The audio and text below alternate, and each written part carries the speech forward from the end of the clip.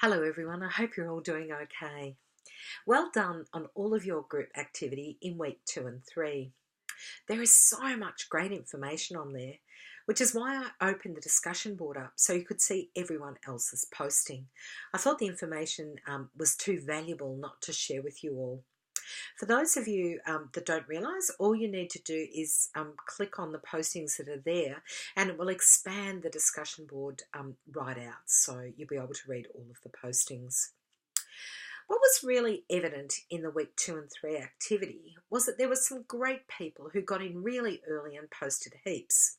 There were others who sat back and left it until the very last minute.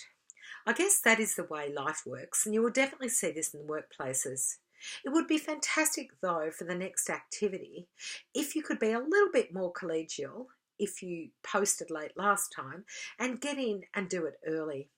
I've had some students stressing who said, but if I can't comment on everyone's work, does that mean that I lose marks? Don't stress if you're worried about that, about being let down by students not participating, i.e. I'm monitoring participation and will make sure that no student is disadvantaged by others who aren't feeling very collegial. You should now, at this point, have a really solid understanding of the theory behind self-management, why it is important, and what barriers people are likely to face when they are keen to self-manage. As you develop your understanding over the next few weeks, I hope that you will look back and critique your week 2 and 3 postings. There was no wrong or right answer to the week 2 and 3 activity, but lots of you focused on drug use and family relationship issues. I'd like to ponder a question. How many of you at 15 had challenges with your mother but now have a fantastic relationship? How many young people smoke marijuana and old people but don't end up with schizophrenia? There weren't a lot of people that picked up on the greatest barrier to self-management, i.e. a well-meaning health professional indicating what a person should do with little consideration of what a person actually wants. To me, that's probably one of the biggest barriers. How would you work with someone who's smoking lots of marijuana but who has no desire to give it up? Does this mean they can't self-manage or you don't want to work with them? Of course not. In week 4 and 5, you meet Anthea and Ben. Ben's a fantastic young man that I know and is similar in age to many of you. Think about what sort of goals he might have and the sort of goals his mum Anthea might have. They could be very different if you think about the different ways in which they may think about things. Anthea, being a long-term carer, might have a very different goal to that of her son. I was thinking Ben might set a goal like the following. Over the next 6 months, spend time away from my family 2 nights a week to gain more independence. I wonder what his mum would think about that. I imagine that that would bring up in Anthea a whole lot of concerns about his safety, whether he would be okay, where he is, etc., etc. When thinking about SMART goals, think specific, measurable, achievable, realistic, and a time frame. You will need to do that in a later assignment. But if you think about the goal that I just gave you, it is pretty specific for Ben to gain independence. It is measurable because he's indicating he'd like to spend a couple of nights or a couple of days a week away from his family. It is achievable with support. Yeah, his mum might think it's not realistic, but that's part of working with somebody around self-management to decide if it is. And a time frame. So he's been specific that that's what he wants to aim for. You'll come back to goal setting in a later assignment. So for the upcoming assignment, you need to write an abstract for a conference. Remember that an abstract is simply a summary. So essentially what you need to do is write a short summary of what your presentation will be about. I encourage you to look at a variety of abstracts to get a sense of what they look like.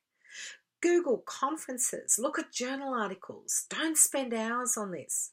The major purpose is for your group to have input into developing it. So get something really drafty up early and help each other out to refine it. That's the purpose of group work, not just making you go through something awful. Of course, that approach reflects what we do in practice. You know, if we've got a clinician working in a health service keen to go and speak at a conference, she or he might put the abstract together and circulate it for everyone else to have input into. And that's what we're trying to develop on the discussion board.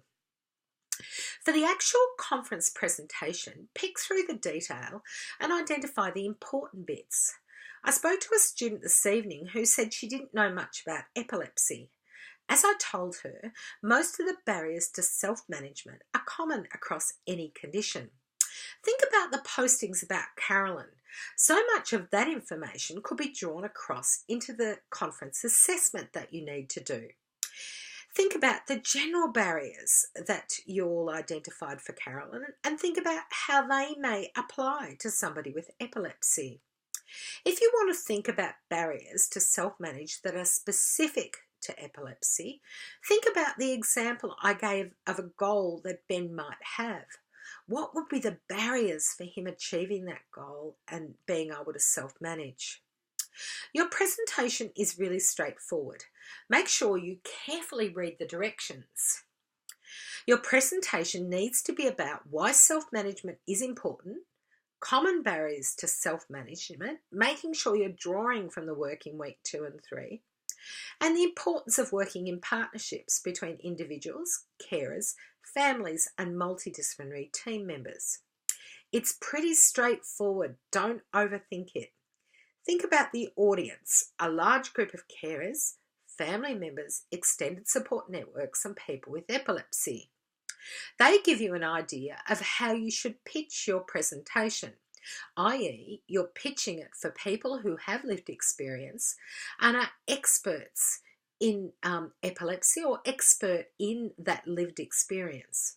They will want evidence but might not know much about self-management.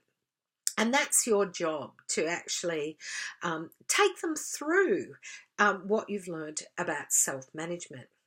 I'm really happy to help as always. So if you want to talk things through, please let me know. I'm happy to talk to you on the phone. We use Zoom a lot. It's really straightforward. I just send you an invite to your computer. You don't need a special program. You just need a camera, ideally, but at least to be able to hear audio.